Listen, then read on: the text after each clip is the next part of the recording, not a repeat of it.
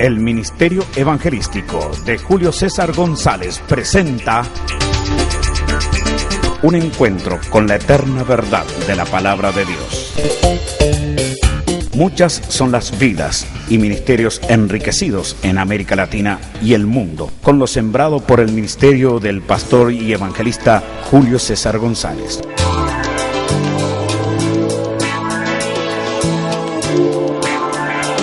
Su ministerio musical ha impactado a generaciones y culturas, donde junto a la predicación ha podido llegar a hogares, matrimonios, familias y hasta la misma juventud con la frescura de sus canciones y mensajes frontales llenos de compasión por el ser humano. Gloria a ti, Jesús divino.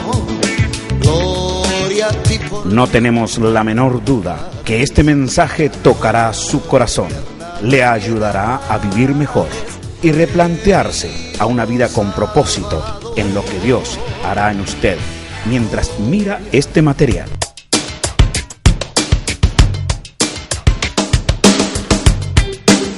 Prepárese a concentrarse y llenarse de Dios, donde este día puede ser el inicio de una nueva vida con lo que tanto deseaba de Dios. Dios tiene algo grande y sorprendente para su vida. Créale a Él y ponga confianza a la sencillez de la palabra gloriosa de Dios para su vida. Sin fe es imposible agradar a Dios. Con ustedes, el evangelista Julio César González.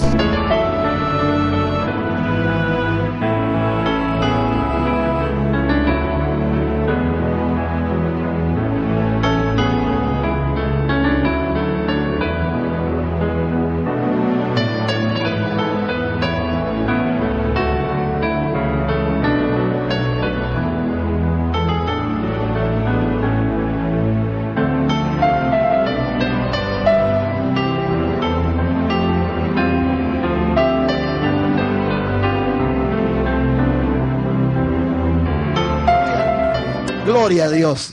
Aquí tenemos un pueblo feliz, un pueblo que ha encontrado verdaderamente en el Señor ese solaz, ese descanso, esa armonía. El tema que quiero compartir en esta noche, que el Espíritu Santo ha puesto en mi corazón, justamente se llama así: el derecho de ser feliz. Por eso leí estos 3 versículos. No vaya a pensar usted que sacamos un texto del contexto para hacer un pretexto. No. Extrajimos estos 3 versículos donde habla de alegrarse, aleluya, donde habla de felicidad. Y entendemos que Dios quiere esto para sus hijos. Alabado sea el nombre del Señor. Sí, por 3 veces consecutivas habla el Señor aquí de alegría. Y amados hermanos, estamos viviendo en medio de una generación bastante exigente en todas las áreas de nuestra existencia.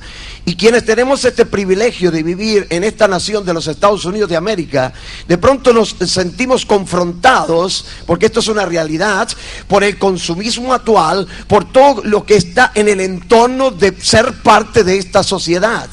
Y a veces la gente cree que teniendo u obteniendo cosas, tener para ser, es que logramos felicidad. Y en el plan bíblico hay que ser para tener. Es al revés. Cuando tú eres hijo de Dios, nacido de nuevo, comprado por la sangre de Jesucristo, entras en una dimensión de pacto con el Señor, y las demás cosas vienen por añadidura. Aleluya. No tengo que afanarme por tener para que otros crean que soy, sino que tengo que luchar por ser para lograr, aleluya, ese equilibrio y ese balance que Dios determina para mí en su palabra. Cuando se piensa en la felicidad, siempre es conveniente que uno se haga varias preguntas, porque es interesante este tema. Hay un poeta brasilero que escribía: felicidad no existe, lo que existe son momentos felices. Y suena bien eso, ¿no? Y más sirve para que la gente que no tiene a Dios, que todo lo ve allí volátil, efímero, algo que va y viene. Felicidad no existe, existen momentos felices. Pero resulta que nosotros, leyendo la palabra de Dios, podemos encontrar mucho más que eso. Cuando Jesús se dirige a los discípulos, allí en el más extraordinario de los sermones predicados, el sermón de la montaña, el sermón de las bienaventuranzas. Jesús pronuncia 8 o 9 veces allí bienaventurado, bienaventurado, bienaventurado. Y la palabra bienaventuranzas o bienaventurado significa triplemente feliz. 3 veces felices. Aleluya. Oh, gloria a Dios. Y aquel que verdaderamente ha tenido un encuentro con el Señor puede disfrutar de esto. Pero la gente que todavía no ha llegado a esa dimensión, de pronto tiene muchos signos de interrogación, abiertos por un lado y cerrados por el otro, que no tienen respuesta. ¿Puedo aspirar, hermano Julio, a ser feliz? ¿Es la felicidad algo que yo puedo poseer? Porque sabe que yo nací en un lugar muy marginado, donde sufrí vejaciones de todo tipo y calibre, donde fui totalmente abusado, donde fui ignorado o ignorada. Quizás muchas cosas que han pasado por la vida de los seres humanos, que me están escuchando, que están aquí en la iglesia y que tienen esta oportunidad de escuchar este mensaje a través del mundo entero en la internet, estarán haciéndose de pronto estas preguntas. Y si la felicidad es algo que puedo poseer y lo puedo disfrutar, ¿cuánto de ella puedo entonces tener? Porque hasta ahora no he logrado nada. Estas han sido respuestas para elaborar este mensaje, donde muchas veces las personas llegan a consejería y están abriendo su corazón, y más que abriendo su corazón, están desgarrando su alma en busca de soluciones. ¿Debo considerar, Pastor Julio César, que la felicidad es algo ajeno a mi vida, o que tengo el derecho y el deber de ser feliz? Sí y amén. Tenemos derecho de ser feliz. Lo dice la palabra de Dios. Fuimos comprados por la sangre de Cristo. Somos redimidos por la sangre del Cordero. Y la felicidad, hermano, llega a nosotros para romper nuestras prisiones y para abrir, aleluya, horizontes sin límites, aleluya, delante de nuestro caminar con Cristo. Y amados, cuando entramos en la etimología del término, en cuanto a definiciones y conceptos, el diccionario te dice muchas cosas. Pero una cosa que me llamó la atención: felicidad, estado de alegría continuo. Y usted dirá, viviendo aquí con tanta presión, con tanta responsabilidad, ¿verdad? Teniendo que salir a las 6 de la mañana y regresar a las 6, 7 de la tarde, ¿se podrá tener estado de alegría continuo? Y yo creo que, hermanos, todo es posible cuando nosotros podemos vaciar estos viejos conceptos que llenan nuestro disco duro de existencia. ¡Aleluya! Meterle ese antivirus de la presencia de Dios y permitir que todo germen que ha contaminado nuestra mente, nuestra manera de pensar, dé cabida y lugar, estoraje para todo lo nuevo que tiene Dios para nosotros. El problema de Dios no es el incrédulo, el problema de Dios no es el diablo, el problema de Dios no es el mundo. El problema de Dios es tener mucha gente en las iglesias que dice creer en Dios, pero que todavía no se han adueñado de sus promesas. Aleluya. Hermanos, tenemos todo el derecho de ser feliz. Es más, Cristo compró con precio de sangre, de muerte y de resurrección ese derecho para usted y para mí. Dale fuerte las palmas al Señor. Aleluya.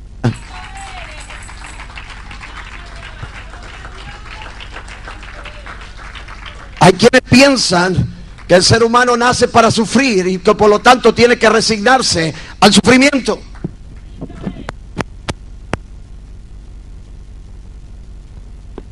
Aleluya. La unción de Dios está aquí, hasta las baterías se van, ¿verdad? Aleluya. Qué bueno que le ponemos otra de 9 volts y sigue hablando el predicador. Bendito sea Dios. Y amados, uno de los conceptos distorsionados y erróneos que la religión a través de los siglos ha establecido como un chip ahí dentro del ser humano es que cuanto más se sufre, más santo y más digno somos delante del Señor. Tenemos que resignarnos al sufrimiento, y eso no es lo que la Biblia me dice a mí. Por eso leímos estos versículos por demás contundentes, donde termina diciendo aquí, aleluya, te alegrarás delante de Jehová tu Dios de toda la obra de tus manos. Este es el derecho que usted y yo tenemos. Esta creencia de sufrir se ha fomentado incluso dentro de la misma iglesia cristiana, vuelvo a repetir, a través de tantos siglos atrás. Hubo una época larga en la historia de la iglesia que prevaleció lo que se conoce como el complejo del martirio, donde cuanto más sufría y morías como mártir, más santo eras delante del Señor. Se creía que el mejor modo o manera que uno podía ser como cristiano era morir como mártir, y esto se le denominaba, especialmente en el tiempo de la Inquisición española, allí en el siglo XVI, XVII, el valor salvador del sufrimiento. Yo digo, ¿para qué murió Jesús? Si yo tengo que sufrir como valor para pagar un precio, cuando Él ya todo lo hizo, Él lo pagó, Él cubrió, Él saldó esa deuda. Aleluya. Y uno de los ejemplos más patéticos de esto que digo y verídicos, y la historia lo redacta, es Orígenes. Orígenes fue uno de los padres apostólicos de aquella época, y cuando vio que su padre era llevado preso y que iba a morir por causa de ser cristiano y que iba a ser ejecutado, entonces dice que este Orígenes quiso ocupar el lugar de su padre, un jovencito que quería que se lo llevaran a él antes que su papá y que lo mataran. Su madre, que vio aquella acción, dice la historia que le escondió su ropa. Era muy madrugada y estaban pasando por las calles empedradas, y como aquel muchacho se encontró que estaba desnudo, tuvo pudor, vergüenza, y no salió a la calle, y de esta manera entonces pudo salvar su vida. En esos días estaba de moda en la iglesia cristiana, entre paréntesis, morir como mártir. Morir como mártir, porque esto te dignificaba más delante de la presencia del Señor. Entre los puritanos ingleses, aquellos que evangelizaron esta nación, fueron los primeros pobladores de aquí de los Estados Unidos. Siglo XVIII se practicaba el culto de estar sentado y, hermanos, en silencio. No es este culto que tuvimos aquí, ¿verdad? Con esto, ¿verdad? Que los oídos hacían así algunos, ¿verdad? Pero nos sentimos felices, contentos, y expresamos con toda potencia de nuestra vida el gozo y la alegría. Yo sé que Dios no es sordo, pero nosotros que estamos felices, por algún lado tiene que salir la felicidad. Y lo expresamos. Pero en aquel tiempo los puritanos, estos ingleses, practicaban el culto de estar sentado en silencio, sin hablar una sola palabra, mientras meditaban en sus pecados cometidos. Imagínense, era como entrar a un velorio, llorar al muerto y salir más triste porque se murió. La penitencia religiosa, esto era penitencia religiosa, hacer méritos ante Dios por medio del sufrimiento. Esto ha sido otra de la distorsión de la religión que le niega a la persona el derecho a la felicidad. Y mucha gente, vuelvo a repetir, le han puesto ese chip allí en su mente, en su cabeza, y por generación de generación han venido arrastrando sobre sí un fardo demasiado pesado. Cristianismo, dentro de las muchas cosas, es libertad. Cristianismo es gozo, es paz, es felicidad, es algarabía. Aleluya. Oh, aleluya. El cristiano es una persona feliz y alegre, no es un sádico. No anda con la cara de las 6 en punto porque cuanto más serio, más santo. No. Tú puedes ser santo pero feliz. Bendito sea Dios. Walter Montaño, un ex monje boliviano católico de aquel tiempo, en su libro El monje que resucitó, él escribe y menciona todas las penitencias que él hacía con tal de alcanzar indulgencia ante Dios, para alcanzar una mayor santificación y gratificación ante Dios. Por medio del sufrimiento quería agradar a Dios. Y él cuenta en su libro El monje que resucitó, así se llama, que le traían la sopa y ponía 1, 2, 3, 4 cucharadas de sal, aquello quedaba como ceniza, me parecía que era como un laxante, y bebía aquella asquerosidad. Y yo no sé qué pasaba con aquel hombre, porque no creo que nadie pueda comer algo así tan espantoso, pero lo hacía para sufrir. Y en plena cordillera nevada de los Andes, allí se quitaba su ropa en pleno invierno, quitaba sus cobijas, sábanas, colchones, y ponía todo su torso desnudo sobre los elásticos de las camas, que no eran las camas Sommier que tenemos aquí ahora. Aquello, ¿se acuerda? Usted que vivió en el campo como yo, que unos elásticos cruzados, y por ahí se nos iba el colchón de lana y lo levantamos y lo poníamos a poner. O tal vez ustedes nacieron en cuna de oro, pero yo no. Y yo me acuerdo de esa época.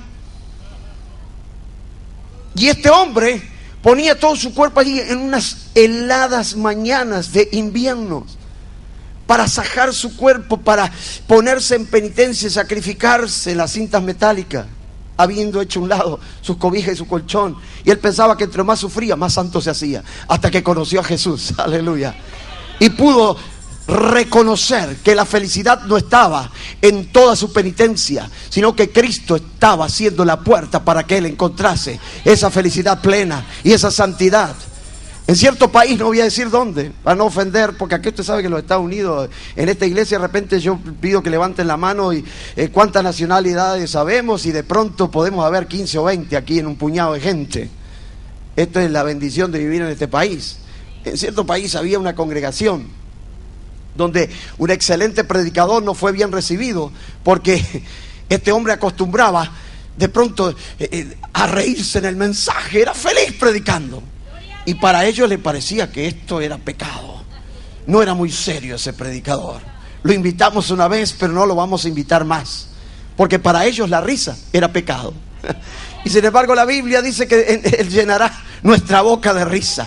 ¡Aleluya! ¡Oh, gloria a Dios! Podemos ser felices, podemos reír, podemos saltar, podemos danzar, podemos tantas cosas hacer en el Señor. Para ellos el culto de oración, hermanos, en el altar se tenía que terminar, pero llorando. Aunque no tuvieras ganas de llorar, tenías que llorar, porque si no Y yo veía gente ahí luchando, hasta creo que algunos llevarían algún limoncito, porque, ¿verdad? Lo hago un poco jocoso para que me entienda hasta dónde llega el fanatismo religioso. Oh, que Dios tenga misericordia. Otros creen que la felicidad es una joya misteriosa, difícil de encontrar, y que ella viene a nuestra vida después de una prolongada búsqueda. Por eso aquí hay tanta gente que se casa 1, 2, 3, 4, 5 veces. En una oportunidad, la primera vez que venía a esta nación, vino alguien y me dijo: hermano Julio César, se había entregado en la campaña, nunca voy a olvidar, julio del año 86. Quiero que ore por mí, porque me voy a casar. Y yo lo miré, ya era entradito en años. Le digo, pero primera vez, no, es la quinta vez. Le digo, voy a orar por la pobre mujer que le toca. Le digo, porque se ha fracasado 4 veces. Pensamos que la felicidad está en otras personas, y eso es un engaño bestial. Porque si yo no soy feliz internamente, no voy a pretender que mi esposa me haga feliz a mí. Yo soy quien tengo que desbordar felicidad. Yo debo ser feliz, y esa cuota de felicidad me da el equilibrio, el balance de Cristo Jesús en mi corazón. Aleluya, gloria a Dios, alabado sea el Señor.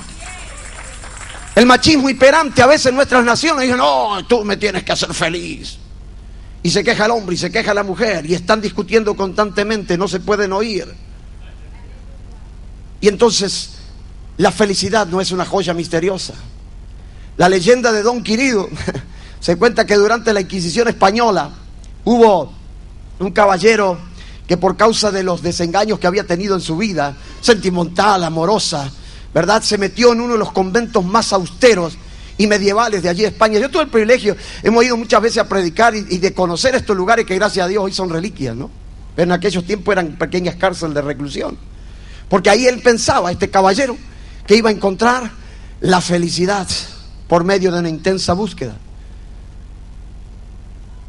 Yo nunca voy a olvidar, me eduqué, y no es una afrenta a la antigua fe a la cual yo profesaba en mi niñez, 6 años en escuela católica privada en el Uruguay, ayudé 4 años misa, y yo recuerdo que en nuestra ciudad existía y existe el famoso oratorio San José.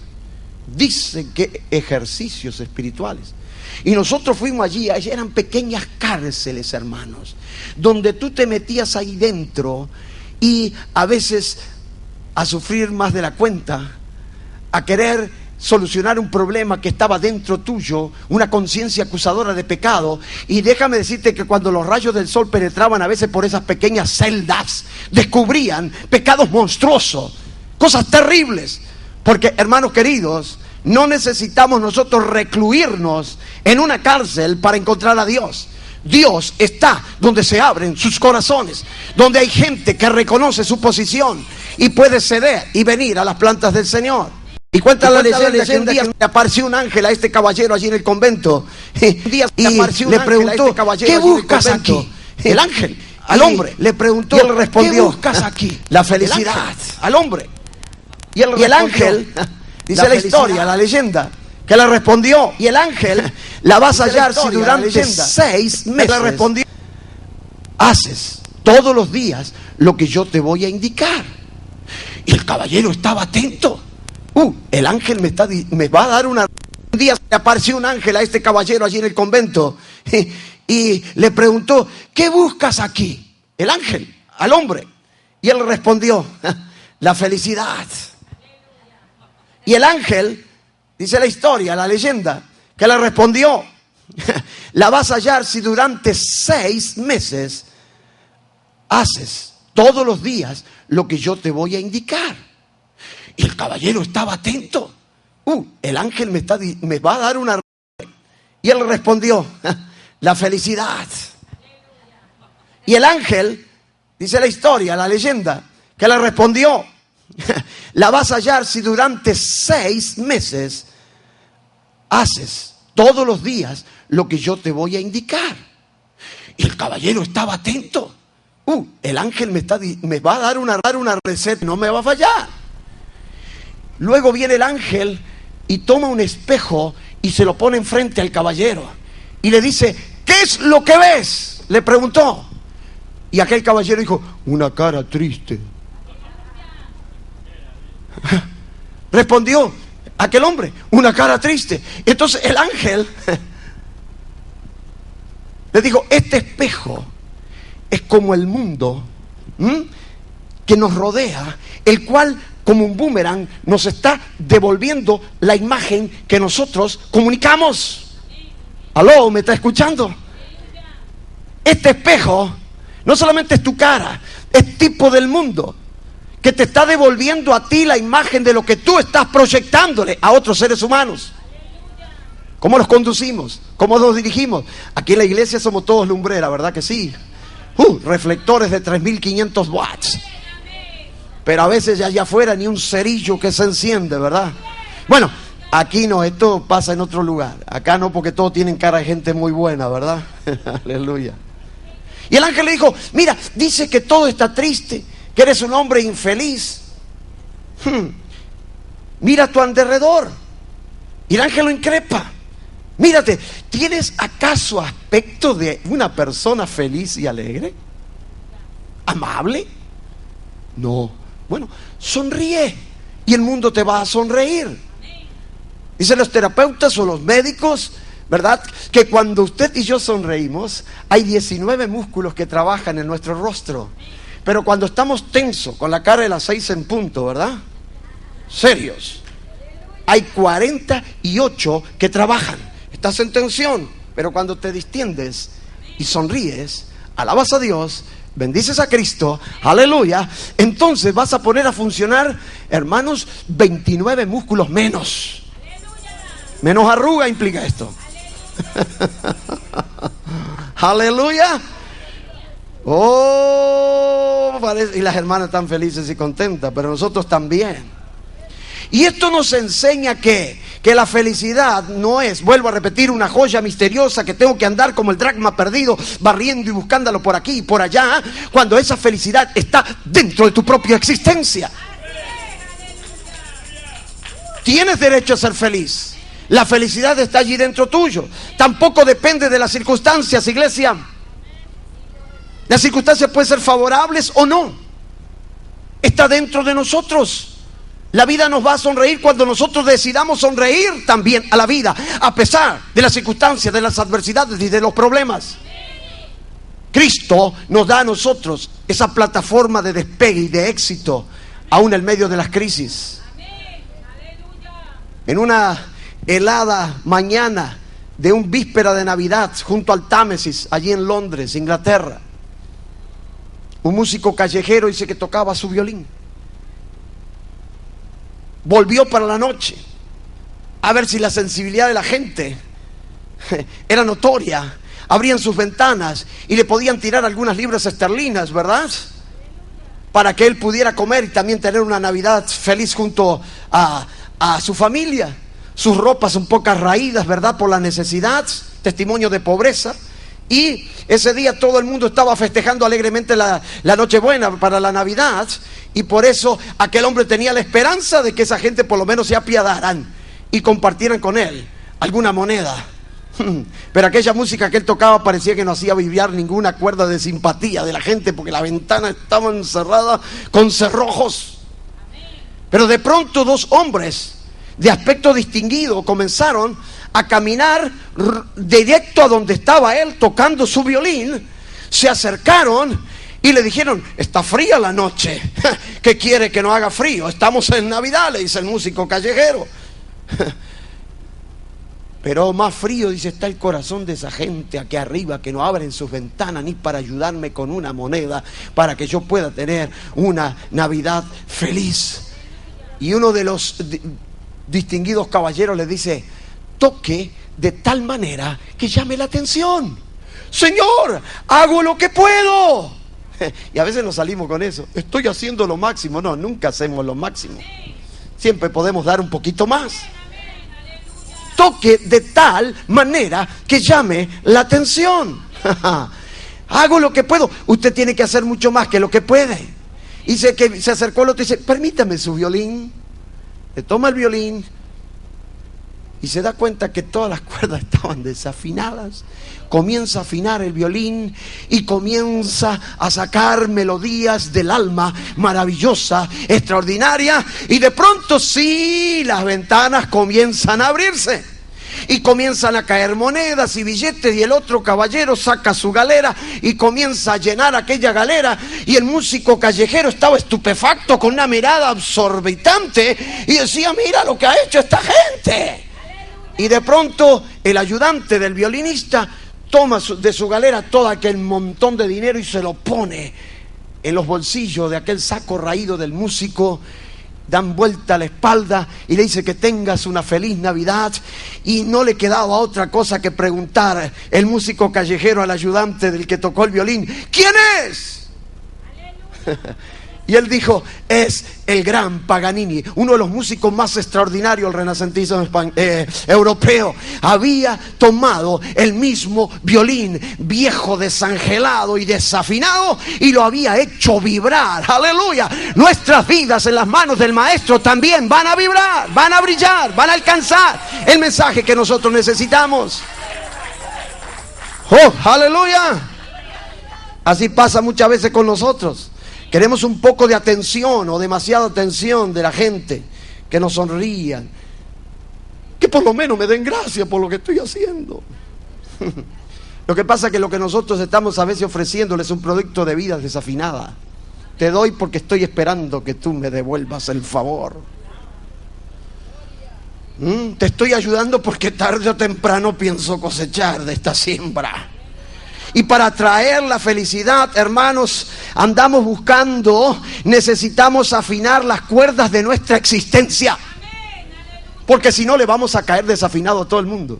Como dicen en México, le caemos gordos. Porque la felicidad es un estado interior que uno logra cuando se propone ser feliz. Aleluya. Gloria a Dios. Y que no depende necesariamente que están en las circunstancias fuera de nosotros.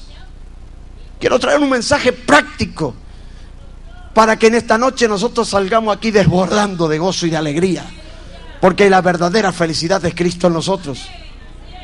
En tiempos del zar Alejandro II, zar de Rusia, allí en aquella Rusia comunista de muchísimos años atrás, por lo menos este testimonio data de 30, 40 años atrás. Rusia fue teatro de intensas actividades revolucionarias. Y este Alejandro II, que era zar de Rusia en aquel momento, fue muerto. Y las autoridades desataron una persecución y ejercieron una violenta represión. Y entre los sospechosos agarraron un chivo expiatorio que nunca fue culpable. Pero agarraron allí, llamado un joven Nicolás Morozov. Este no estaba directamente ligado con el asesinato, pero como lo habían visto panfleteando también de parte del bando contrario al zar y al gobierno que estaba de turno, entonces habían dado con algunos que caudillaban la oposición a este mismo, allí, a cadena perpetua, Nicolás Morozov. Y allí encerrado, este joven, en una celda húmeda y oscura, sucia, con una pequeña ventana nada más.